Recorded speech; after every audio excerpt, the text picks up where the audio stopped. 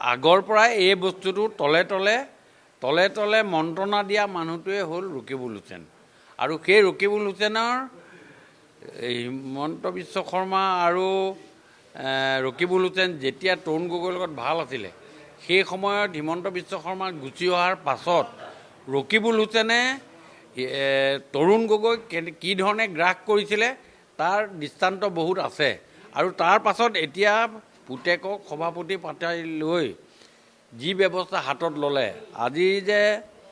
আমাৰ ধুবুৰীত টিকেটটো ল'লে এই গোটেই কথাবিলাকৰ ক্ৰিয়া প্ৰক্ৰিয়া গোটেই কথাটোত নিহিত হৈ আছে ৰকিবুল হুছেইন ডাঙৰীয়া আৰু আজি যেতিয়া গৌৰৱ গগৈ অৱস্থাটো থৰক বৰক হৈছে এই বিদেশী সংক্ৰান্তীয় কথাটো লৈ পেলাই পাকিস্তানৰ লগত লিংকৰ সংক্ৰান্তি লৈ আৰু তাত তেওঁ বেছি এডভান্টেজ লৈছে আৰু এডভান্টেজত তেওঁ যদি ধৃতৰাষ্ট্ৰ